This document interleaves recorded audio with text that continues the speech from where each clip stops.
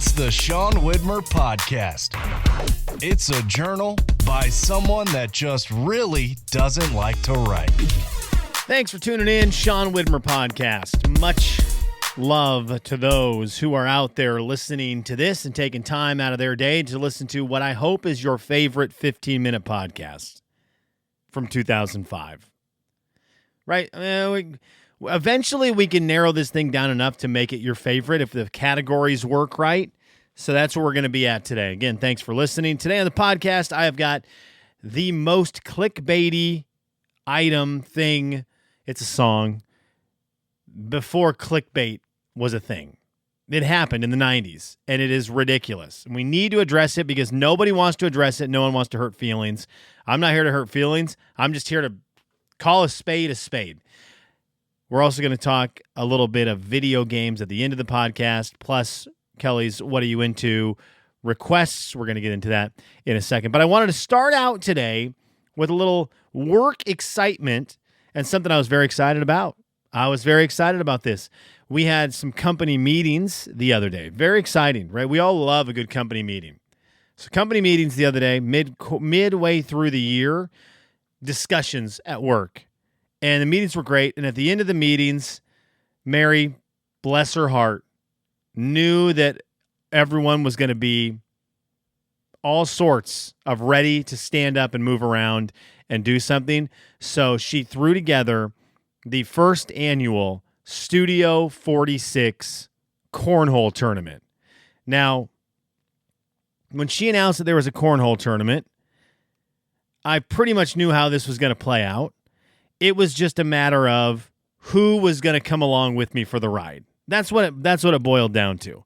And as the Cornhole Tournament got announced, there was a couple people who started to get excited about it, one of which being another guy that I work with, Adam. He and I are going to be the elder statesmen competing in this Cornhole Tournament. We're both over 40 years old. We're the old men of the group. You know, we've got all these guys in their 20s, 30s, and all these folks that are just youngsters, right? So I get Adam, and I thought, okay. Or I saw that Adam was excited about it, and I thought, okay, well, he's my number one competition in this tournament. We drew teams by random draw, and it ended up we're together. So we've got a couple guys over 40 going up against the young whippersnappers, and I knew this was going to be an absolute bloodbath. So it was a great thing. I'd highly recommend it at any kind of company event, a cornhole tournament. We played with some rules that maybe could have been tweaked. Now, I am a stickler for rules and games, and I pride myself as a game creator / organizer. I pride myself in these situations. I've done it. I spent a lot of time in my life doing that, making games, running games, all that stuff. And some of the tweaks that we probably should have made, we did move the boards closer, which was a smart move, okay? But we played to 21, can't go over. You have to hit 21 exactly. That extends game time a lot when you're doing a single elimination tournament and you've got a lot of games to play. That extends it a lot. Probably should have just done first to 21. If you go over, you go over. It's first to get there wins it. Would have shortened things. It was hot. So it didn't matter. It wasn't like I was worried about what those rules were going to be in terms of taking home the trophy, which we will discuss in a little bit. But that might be one thing to look at moving forward. But from the jump, the two old fellas there in the room, we stepped in, and it was like, the rest of you knuckleheads are about to wear it on the chin. Any one of you who thought you had a chance in this, who thought, oh, I'm sneakily good at cornhole. These guys don't even know. I'm telling you, the second they announced it, I knew what was going to happen. And right off the bat, I go up against my buddy Ben, and he's trash. I mean, he's absolutely trash. He starts whining about halfway through his first throw. He's like, oh, making millions of excuses. If I had a drink in my hand, I'd be way better. Okay, dude, if I had a drink in my hand, this thing would have been over in 2 rounds. Okay, so let's not do that. He was just trash of the game. So we smoke Ben. Thank goodness his teammate James kept him in it for a second. The next game was one of the weirdest cornhole games I've played. And I can't even tell you who the other person was who we beat. Jeff. It was Jeff. I can tell you. I love Jeff. Former hockey guy. guy who works as one of our video editors out of Studio 46. He's everyone's favorite at work, and I had no problem beating him. But I was standing next to one of our new guys, Ty, and this was some wild cornhole. This man, maybe 4 times throughout the course of the game, missed the board.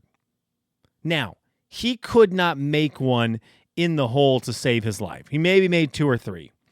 But he went into straight up computer mode and was just robotic in how he was playing, because it was the exact same form, exact same throw every time. He might as well have just stacked all 4 of his beanbags up before he even threw, right on the board, not in the hole, but it was right there. So I was constantly having to work around his beanbags, go over top of them to make it in the hole, and just kind of always working around his 4 on the board. And I could get on the board and most of the time nullify his points, but he was really making it hard to get a lot of points.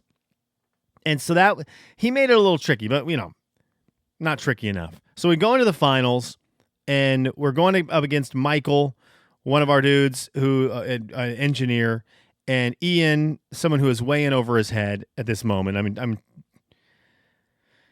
love him, but I mean, this was not this. Yeah. And he gave me a bit of trouble. I stood next to Ian. He gave me a bit of trouble here and there. But Michael on the other team, he decided to show up in the championship game and made things difficult for a while.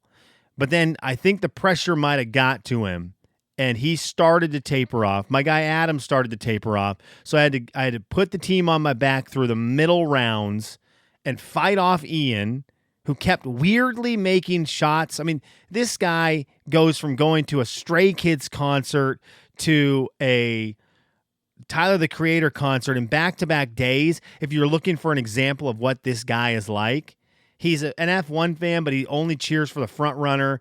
It's just kind of all over the place kind of kid. And that's kind of how his cornhole game was.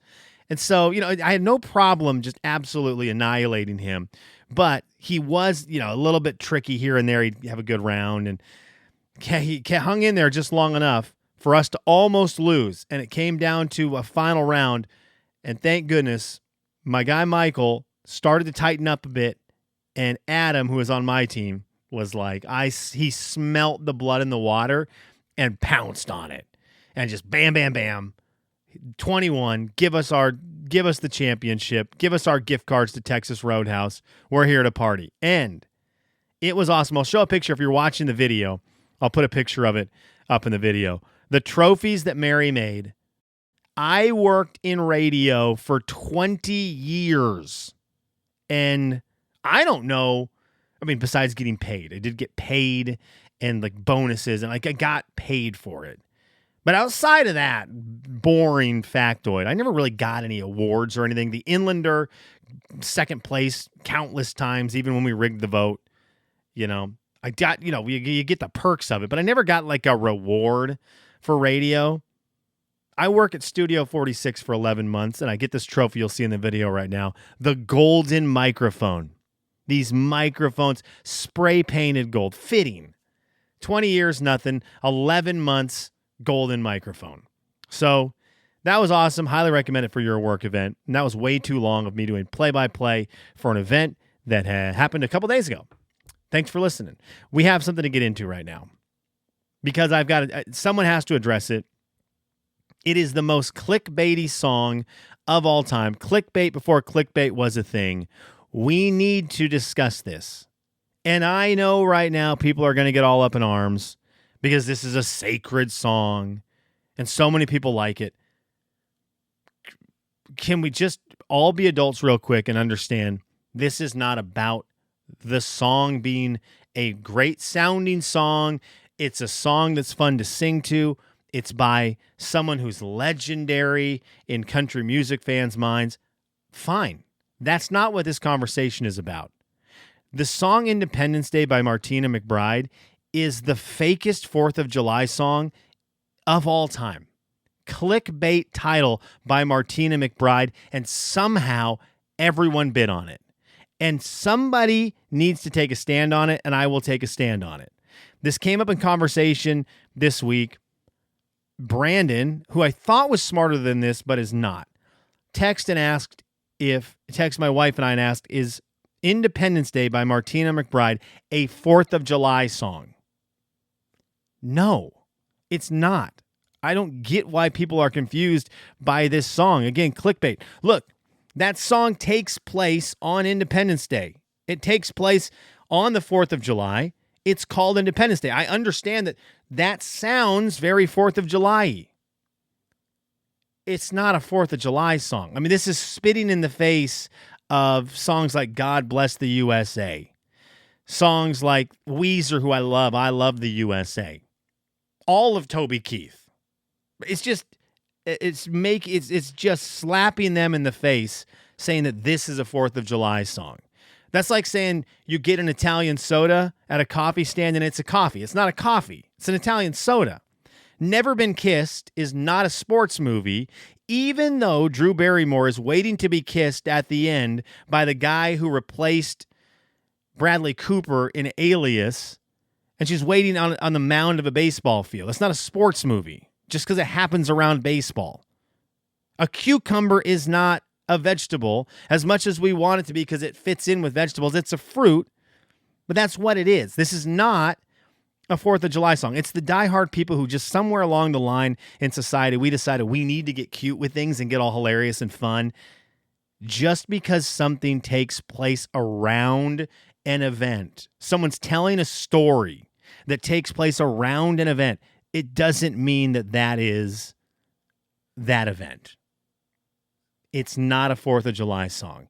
It's a song that takes place on the 4th of July. And for those of you who still want to defend it, I mean, that's fine. Again, it can be on your 4th of July playlist. It's totally cool. I can put anything. I can put anything on my 4th of July playlist. I can put Stars by Switchfoot on my 4th of July playlist. That's totally cool. Doesn't matter. I'm just not going to, when that song comes up, I'm not going to say, holy cow. Remember 1776? Do you remember the freedom of America? That's the other thing. Martina McBride has successfully made many people believe that a song about a girl getting through bad relationships or bad situations, she's taken it and been like, look, I know that a lot of you are celebrating on the 4th of July, are celebrating America's independence. I'm going to throw this one in here. What if it wasn't about America? What if instead we do it about this story and this one person? What if we do that? Is it a great story? Is it a great message? Yeah, it is. Is it a 4th of July song? No. So quit falling for the clickbait title. For those of you who did, I was very embarrassed for my buddy Brandon, who sided with my wife on, yeah, that's a 4th of July song. Sure, it's a song you listen to on 4th of July. Cool. It's not a 4th of July song. This is very simple and obvious. Okay, I got that out. Someone needed to bring it up, and I know I'm going to get dunked on by the country music lovers and the Martina lovers. I'm wrong. I listen to it every 4th of July. That's great. Again, that's great. I'm glad you do. You can listen to whatever you want on 4th of July. Doesn't mean it's a 4th of July song. Let's do this show. Now that everyone's mad. Kelly's, what are you into? I'm regretting it. I know it needed to be done, but I'm regretting it. By the way, Kelly's What Are You Into? On Friday, we're going to open up the Kelly's What Are You Into mailbag. So if you want to get in your Kelly's What Are You Into to get read on Friday as we run through them, you need to do that ASAP. You need to do it before I record that episode on the 10th of July late at night. Okay? So you can do that on Spotify. If you're listening on Spotify, you can comment on the episode, and I'll see that, and we can put that Kelly's What Are You Into in there. You can comment over on YouTube, as some people have done, or you can go to seanslife.com, my website, and there's a big comment box there, like Ron did, and you can put your Kelly's What Are You Into there, and we'll read them on Friday's episode. There's going to be I already know listenership is going to be down half. I'm going to lose all my subscribers. Do I make the TikTok video the Martina thing? Man, that might backfire. That's just going to get hate. Maybe we do it. Okay, what am I into right now? Well, I've decided on the next video game I'm going to play, and it was one of those things I mentioned Monday. 3 really nice acts happened or I was privy to the week before. And so this week I've been trying to focus on doing something nice for people, trying to do one thing every day and just simple things. That came up because 3 times last week this happened. Well, this is the video game thing that happened twice this week. Over the weekend, I was talking to my buddy Mike, and he mentioned a video game. He's like, dude, have you ever played game X? We'll mention in a second. I said, no, I haven't. He goes, I've been wanting to play it, and it looks cool. And I haven't played that style of video game since probably the mid-2000s. I want to try it. I said, dude, I want to play that game as well. It's one that I've downloaded to my PS5 multiple times. I own it. And I should play it. And I never have. So I was thinking about it this weekend. Then Kristen from my Tuesday night D&D group brought it up that she's starting it. She just beat Oblivion and she's starting this game. And so I'm like, hearing about it twice in the span of 3 days means something. So Ghost of Tsushima is now downloaded on my system, and I'm going to work through it. I need to see how it is described. It got decent reviews. I thought its reviews were better. I thought it was one of those games that on Metacritic was in the upper 80s, low 90s. Its Metacritic score is an 83%, which is still great. Let's see how it's described here on Wikipedia. Ghost of Tsushima, 2020 action-adventure game developed by Sucker Punch, published by Sony Interactive Entertainment. Player controls Jin Sakai, a samurai on a quest to protect Tsushima Island during the first Mongol invasion of Japan. So a samurai game. That sounds awesome. And I've kind of been holding off on playing it. I think this is the time. Again, it's come up multiple times in conversation. So what am I into right now?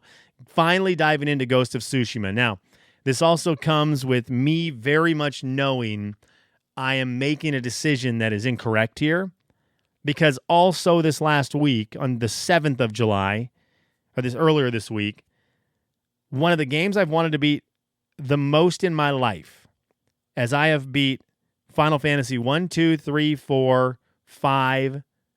I have not beat 6, which everyone loves. I need to beat it. 1, 2, 3, 4, 5, 7, 8, 10, and 16, and then played a ton of 11 and 14. I guess I've beaten the story modes on those, but they're MMOs, so they don't really count. Anyways, I've beaten almost every Final Fantasy game. I have not beat Final Fantasy 9, which graphically is one of my favorite video games. Setting-wise, it's one of my favorites. But for some reason, it came out at a time where I was playing something else. And every time I've gone back to play it, it's been on my PlayStation Vita. And I've just wanted to play something on my PC or on the TV. And that game's turned 25 on the 7th, and I know that's the game I should probably sit down and beat, but I want a game I can sit on my couch and play, so it's going to be Ghost of Tsushima. Sorry, Final Fantasy 9. I will get to you, I promise. Okay, no comments today, because the comments that came out, I believe, are all Kelly's What Are You Into? Hang on. Wait. Oh, here we go. We did have one. Roberta said this over on YouTube. I do hope the mint, talking about my mint bush, I do hope the mint was planted in an unprotected area, or wasn't planted in an unprotected area. Mint takes over everything. Planter or divided beds works best for it. Mark loves to pull mint and use it as a brush for applying sauces while barbecuing. And Mango Tree, Northside, Valley, Coeur d'Alene, downtown, South Hill, almost anywhere you go. I'm telling you, Mango Tree rules. Spokanites. The rubbing of the mint while barbecuing sounds amazing.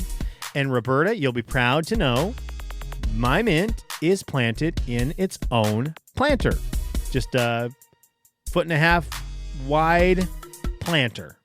It is wonderful. Okay, thanks for tuning in. I appreciate it. Martina fans, bring on the hate. I know, bring on the hate. You didn't hear anything that I said correctly. Bring it on.